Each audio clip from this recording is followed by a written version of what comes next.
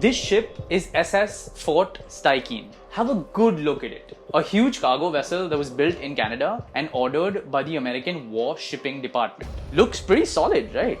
This ship was a floating bomb that would reach Bombay on 12th April 1944. 2 days later, it would explode and cause tremors all the way till Shimla, which was 1700 kilometers away. The day of the explosion would come to be known as the day that it rained blood and gold on the streets of Bombay.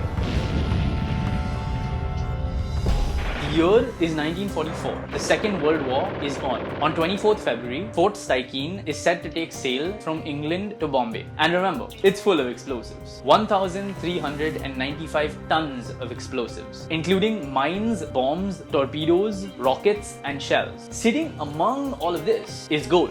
Lots of gold. The ship had 31 wooden crates, each containing 4 bars of gold worth millions of pounds. It's being taken from the Bank of England to the Indian government to help stabilize the Indian rupee. Over the coming month, the ship sails through the Mediterranean and the Arabian Sea, and it reaches Karachi. It's here that a mistake is made that would lead to the series of events that causes the explosions in Bombay. The ship was filled with raw cotton, lubricating oils, scrap iron, timber, sulfur, rice, and fish manure. Now, those in charge of the ship knew this was a deadly mixture. One source tells us that American regulations specify that no more than 250 barrels of oil should be carried in the same hold as raw cotton, and both should be kept separated. But at Karachi, Fort Steichen was loaded with thousands of barrels of oil, all put on top of 8,700 bundles of raw cotton. The ship's captain protested. "We are carrying just about everything that will either burn or blow up," he said. By the time the ship reached Bombay,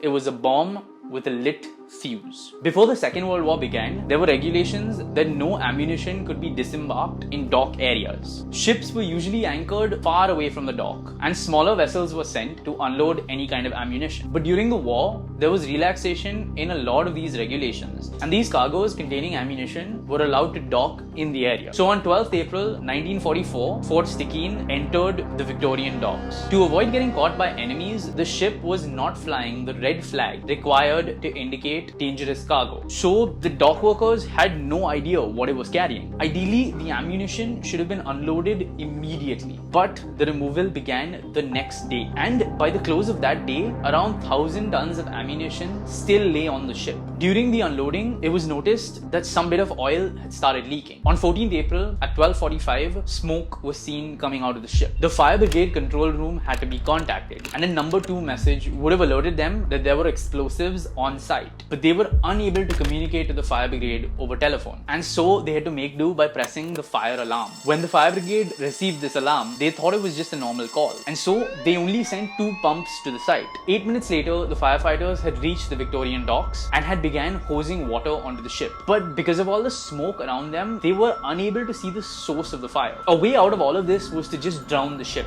But the valves of the Steichen were designed in such a way that they wouldn't allow water to enter the ship. And in any case, the depth of the Victorian docks was so small that the ship wouldn't sink. 9,000 tons of water, which is basically 49,000 buckets of water, was poured onto the ship, but it continued to burn. As discussions about the next course of action were underway, the clock at the Bombay dock struck 6 minutes past 4 o'clock. This time was etched on the clock for many days to come because it was exactly when the first explosion took place. The blast flung out the men who were on board. Hot metal pieces large enough to slice people in two were flying. Burning cotton fell on ships, warehouses, offices, homes, and buildings, setting all of them ablaze. At 4:40 p.m., from inside the smoke came a second roar and an explosion even greater than the first one. The Steichen was lifted up 3,000 feet. All 27 ships in the dock were damaged.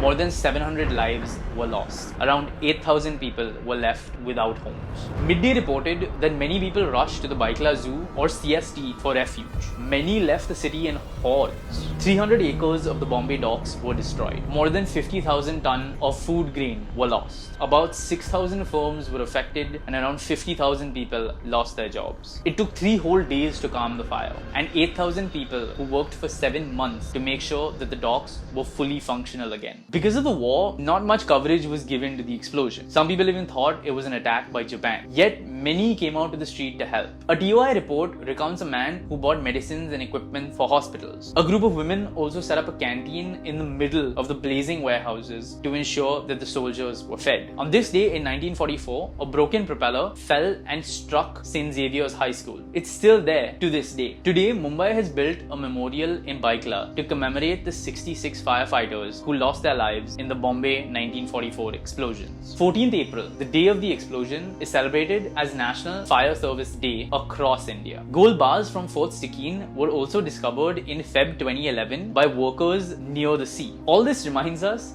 that our cities are littered with small relics that remind us of the big forgotten events of our history.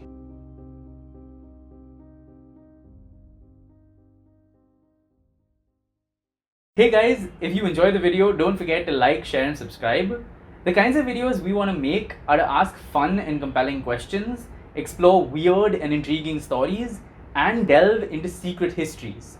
So if that's something you're interested in, this is the channel for you. Don't forget to tell us what you like in the comments.